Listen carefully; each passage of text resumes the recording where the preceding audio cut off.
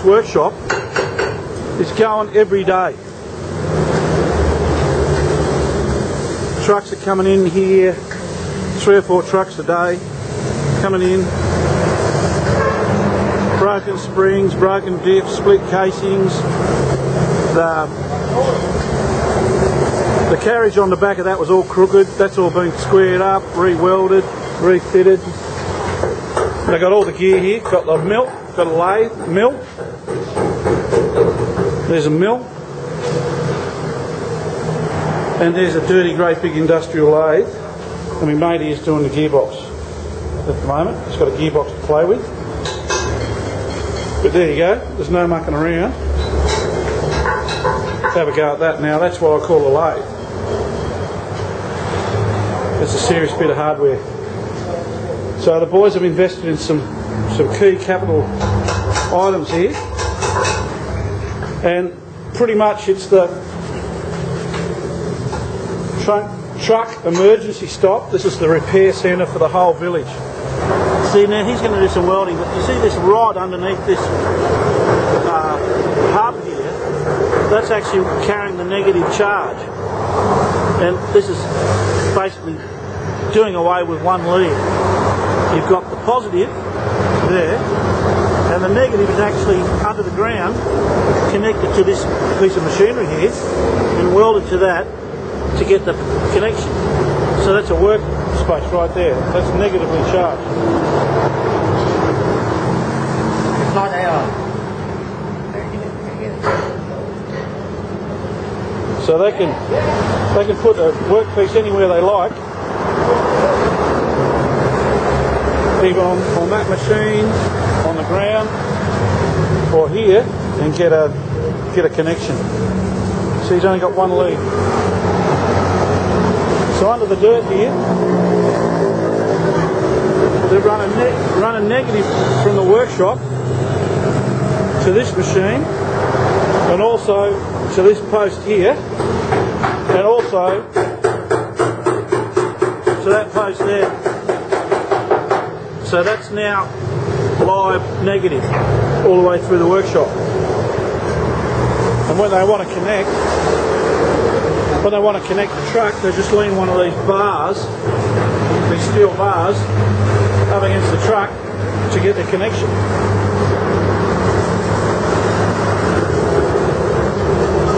So here's the sort of job that comes in every day. This dent is split, the casing's split right there.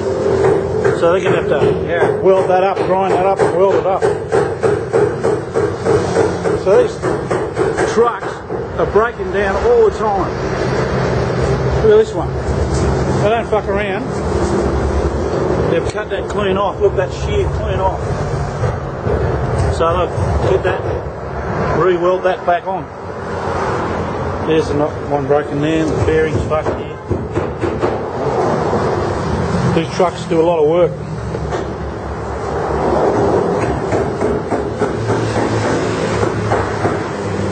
So see, there you go. So he's got no negative lead whatsoever. He's just connected that to the steel line on the ground, and that gives him his connection. No mucking around with 2 leads.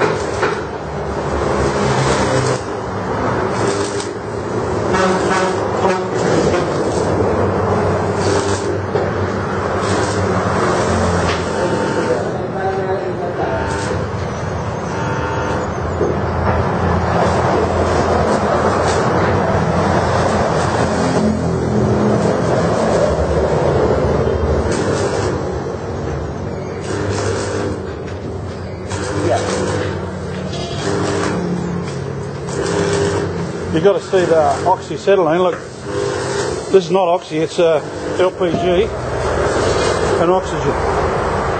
That's what they use here in Indonesia. They don't use acetylene. Well, they do. They use acetylene, but they also got these setups. Pretty cheap to run. There's your 2 welders there. But see, that negative is coming out and it's attached to this gate, and then that gate's attached all the way through to about 3 different places in the workshop, so I don't have to fuck around with a negative cable all the time. because they're running more than one welding rod. They're running 2 or 3 positive leads at a time. So, you know, that means 6 leads normally, but with these guys it's only 3 leads. Here we go.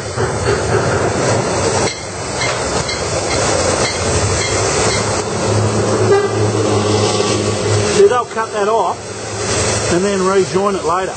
They'll re-weld that on. That's not a throwaway. That's just to get it off, to fix it. Check. Yeah. I was asking about how about the track after 10 years, after 6 years. They repair, but not like this. This they can throw away. So how about this scrap? Come to the steel factory or melting? Scrap. Scrap. Yeah. So going to be the factory melting, like to make the new material. Yep. Oh, God.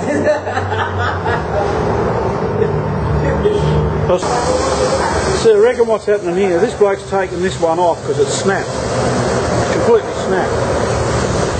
So there's 2 there sitting there. So what he'll do, instead of replacing the whole diff casing, he'll cut that off and weld one of them on. And she's Bob's your uncle. She needs a little bit more persuasion, this one.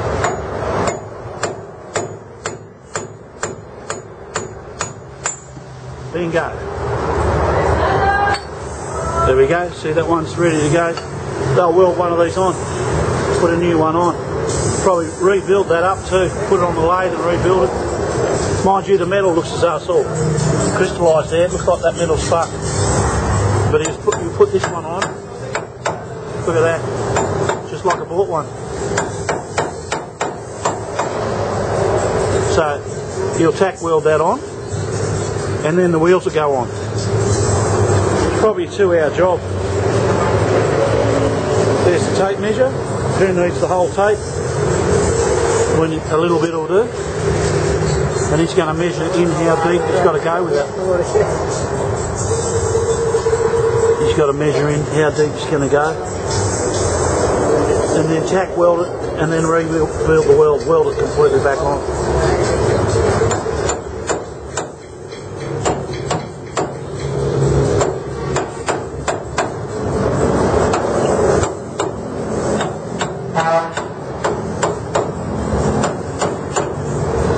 Rough as guts, but shit, not really. These guys have done so many of these, they'll square that up pretty good. Alright, so he's chucking the roller bearing on.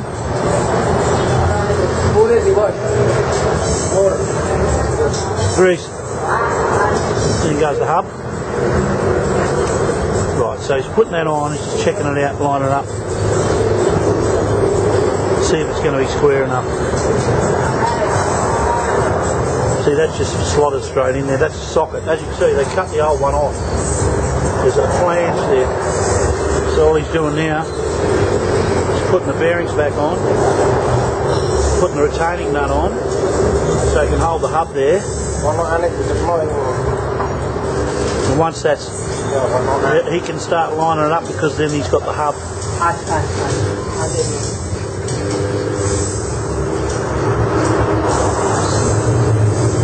So once that's all sorted, you'll get the arc welder and you'll start welding that back onto the diff.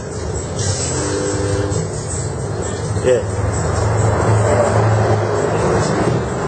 Now here's the stub axle. Yes. Clean that up. Clean that up. Put the stub axle in. Basically giving it a tidy up, getting all the old gasket goo off it.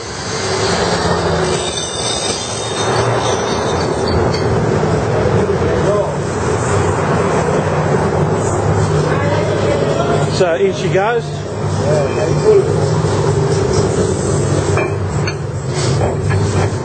In she goes.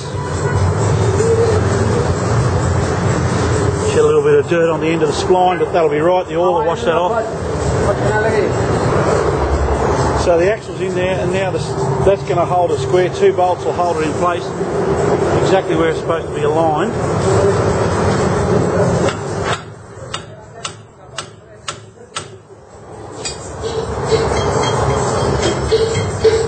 So he's lining that up so it's running square.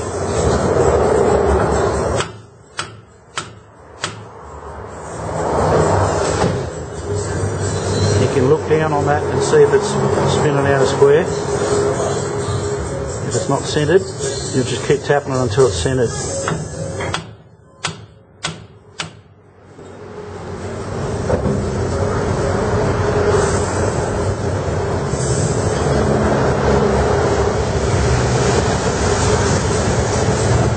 Okay, this is what I was telling you about before. Now what he's doing is he's laying down some steel connected to that, because that's the negative connection on the arc welder. So he's got a bit of steel here, and he'll run this to the truck and just touch it on the body. Now it's touching on the body, you've got a connection. You don't need a negative lead. That cuts down the leads by half. Instead of having 6 leads, because they're running 3 positives here, you just run a bit of steel like that. So what he's got to do now is arc that on, connect that steel, and one there. Just a bit of a tack weld.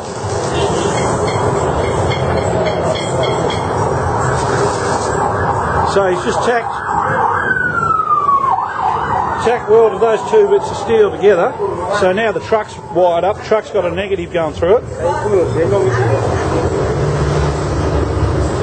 So now that that's all connected, see, like that. Now he's got a good connection. He can start doing a bit of serious welding in there. So it looks like he's using 3.2s. They could be 2.5s, but they look like 3.2s to me. I don't think 2.5s would be big enough for this job. So he's welding the new socket, the new Diff extension. He's welding that on. He'll go right round that and weld the whole thing back on like it's new. They do this every day. There's always trucks coming in here with split diffs. Every day they're doing this repair. They know exactly what they're doing.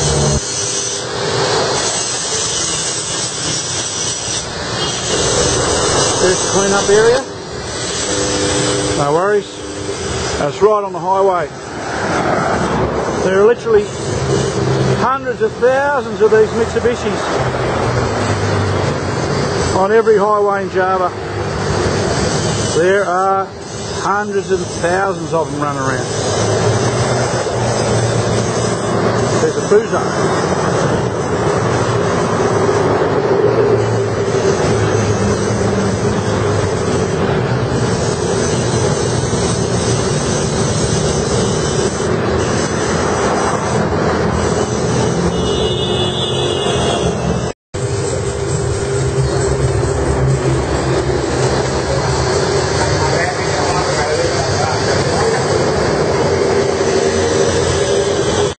This hub's been taken back off.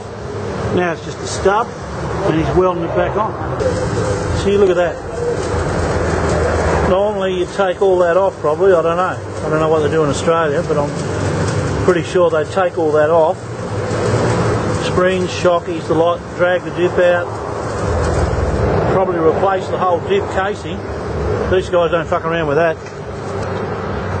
What they do is just take that end off, relathe it, and stick it back on. That way you don't have to release all this crap. All these bolts. No mucking around with the U-bolts, anchor bolts. Well, these ones will be the only ones you take off, and the shockies. But yeah, pretty simple way of doing it. Just use that to line it up, take it off, and then start welding it up. This is a tow rope, bit of steel cable that should come in on. Top bit of gear that. Alright, the diff's repaired. Now the boys are putting the brakes back on. The drums, backing plate for the drum brakes, for the slave cylinder. Didn't have to take the springs off, didn't have to take the diff out. So that came in with a broken diff, and you fixed it in 2 hours. This hub's really giving the boys a hard time here. The bastard won't go on. So there's the 3 of them having a go.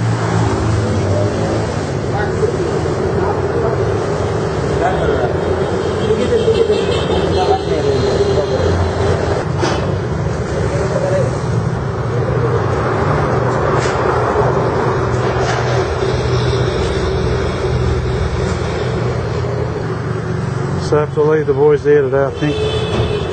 I'll get it back on. This truck will be out of here in an hour.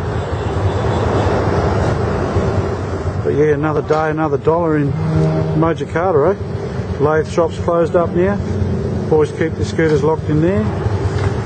Truck workshop area here. Another couple of lathes over in that area. Welders. What's a man need? Every boy needs a shed. This is it, Mojakarta style. Just up the road from Surabaya. Pretty soon the mosque will crank up, so everyone's got to go and do a bit of praying anyway, I think. Let's pray for that wheel, eh? I hope they get it on.